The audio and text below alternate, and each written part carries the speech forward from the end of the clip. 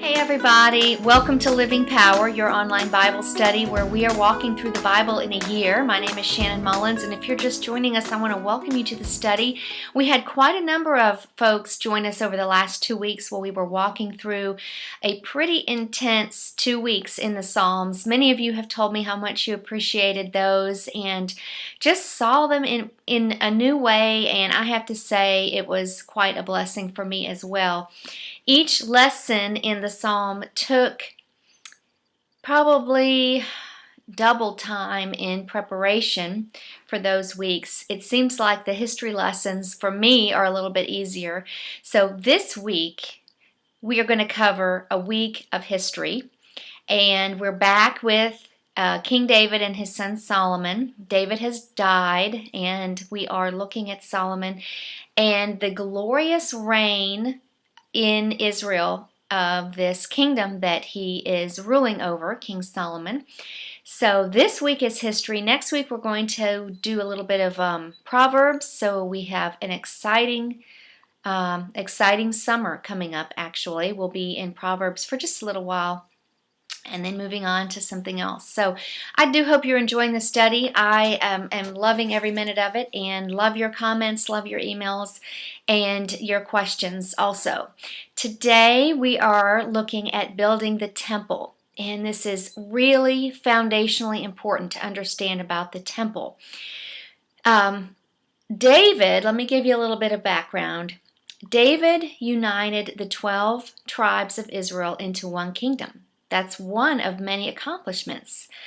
The second thing I wanted to mention to you today is that he established friendly relations with other countries. The king of Tyre, who is Hiram, is one of those treaty relationships that he established. And we kind of gleaned that there was some affinity there, that David was actually able not only to make long-lasting beneficial treaties for his country, but he was able to make good relations with these leaders, and that had not been seen before in Israel. Solomon, we're looking at Solomon today. He reigned 40 years. His reign was from 971 BC to 931 BC, so that kind of gives you the idea of the time period we're looking at. Solomon was prominent also in the international community. He marries the Pharaoh's daughter, and this is very significant because it didn't used to be that the pharaohs would marry outside of their own family. They married each other. And now we see in this period of history, Egypt is in a bit of a decline, and so they're marrying outside, which just speaks to the rise of Israel during this time, and that Egypt is not so high a power as it used to be. We also see that Solomon loved God. Yesterday in our reading, Solomon asked for wisdom, which pleased God immensely. And we see during Solomon's reign, this period of peace begins. David was a fighting man. He was a man of war. It was necessary. He had to be. It was necessary during that time period. But because of the good work that David did in subduing these peoples around the nation of Israel, Solomon enjoys a period of peace. In addition to peace, we see the period of wealth and prominence in Israel's history. And we see that Solomon gives credit to the blessing of the Lord, which brought prosperity. Today we see a treaty with Tyre. This is the land of Phoenicia. It's today's Lebanon. And you need to understand that Israel was an agricultural society, and Tyre was a commercial society. So when they traded, Solomon's giving food, and the king of Tyre is giving commercial things, building materials.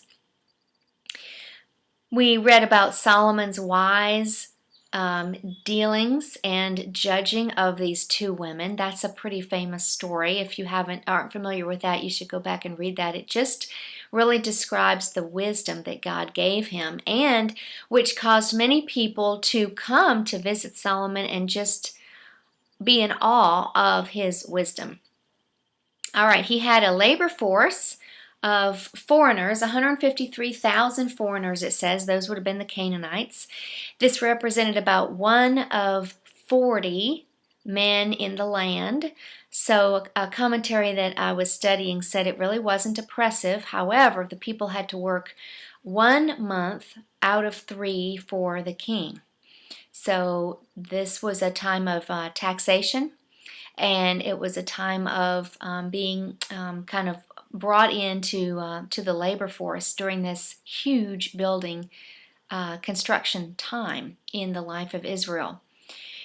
The building of the temple took place in the 4th year of Solomon's reign, and it took, do you remember how long it took to build the temple? The Bible says 7 years. It was actually 7.5 to be exact. So from 966 to 959, we're seeing the temple being built. It was in the 2nd month that they started, the Bible tells us that, and so that was April or May, and it was in the 8th month that it ended, and that would have been around October. That's how we get 7.5 years.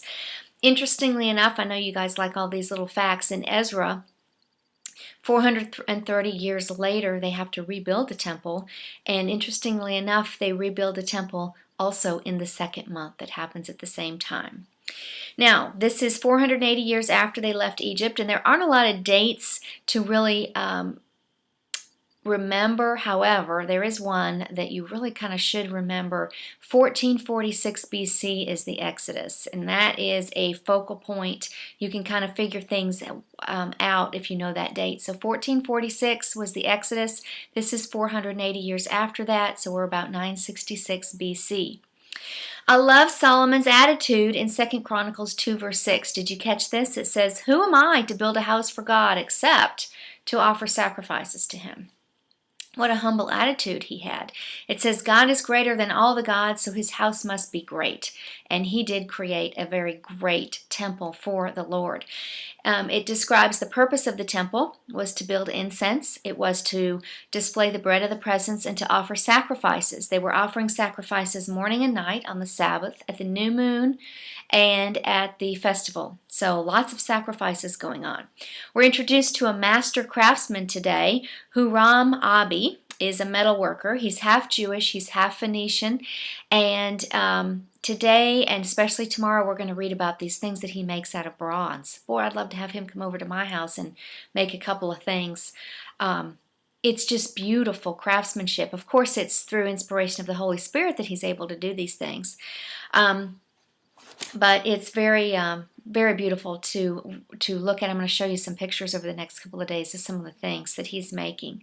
Let's talk about the king of Tyre for just a minute. This king of Tyre could have been the son of the king of Tyre that David was interacting with. I'm not really sure. This particular king reigned from 969 to 935 BC. One commentary said it could have even been the grandson, but since there's differing of opinion, I'm not going to state specifically who it was, but it was probably not the same king that David was interacting with. This city, Tyre, was the leading city of Phoenicia. These Phoenicians were the ones that developed the first alphabet. I'm sure you remember that from school. They had a trading monopoly on these cedar logs, and that's what Solomon needed to export or import into his country in order to build the temple. They needed a lot of wood because they built the temple on stone overlaid with wood and overlaid with pure gold. They also ended up importing gold from the king of Tyre as well. Chapters 5 and 6 in the reading today show the fulfillment of God's promise that Solomon would take on the throne and that Solomon would build the temple. So they are very, very important in our reading and our understanding. God gives a warning today. Do you remember what that warning was? It's kind of the same warning that he's been giving all along, isn't it? Obey the commandments I give you, and I will never leave. I will never abandon you. Very important warning. Now, the temple is strikingly beautiful. It's not very big, though. It's only twice the size of the tabernacle, 2,700 square feet of floor space. It was made of stone, which we mentioned, and it was just opulent in its beauty because of all this gold. It was embellished with precious stones, and I don't know if you caught that, but they would they would quarry the stone at a different place because they didn't think it was appropriate to have all that banging and hammering and that kind of noise at the site of the temple. What a posture of respect. The temple faced east, but the entrance was to the south. Now, what did the temple have that the tabernacle did not have? That's a great study to do on your own. I'll give you just a couple of thoughts. The temple had windows, the tabernacle did not. It had an actual floor. It was twice the size, and of course, obviously, it was permanent. It was immovable. The tabernacle moved with the people, but this was a permanent place that the Lord had decided and had specified it that He wanted Jerusalem to be His permanent dwelling place. They also added 2 additional cherubim in the Holy of Holies. That was not in the tabernacle. And this porch in 2 Chronicles 3 added 15 feet to its length. This was not a part of the original tabernacle. The side rooms and the pictures that I'm going to show you this week were used for storage and for service. The New Testament doesn't give as much background into the temple as it does the tabernacle. Here's kind of a spiritual difference between the tabernacle and the temple. The tabernacle, some say, pictured Christ in His humility, and the temple pictured Christ in His glory. Some say the tabernacle pictures our pilgrim life. This is not our home, but this is just a place where we're moving through to go to heaven, our eternal home, and that the temple is a picture of our co-reigning with Christ when He returns again for His second coming. So I think those are really neat spiritual pictures to look at. Well, tomorrow we're going to look more at the temple. We're going to look at the king's house, other courts that he built, and we're going to see that this construction project of the temple and the palaces actually took 20 years. So notice that in your reading tomorrow.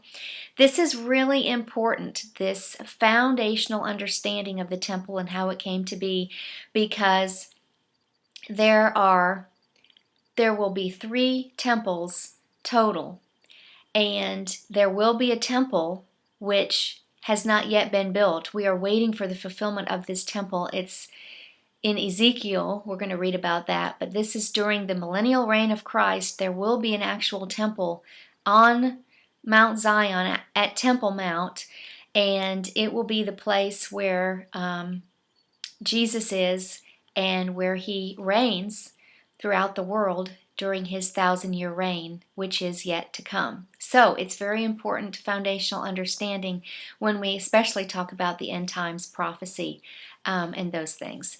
So I hope you've enjoyed this history lesson. We're going to be talking about history for the next couple of days, and then we go into Proverbs next week.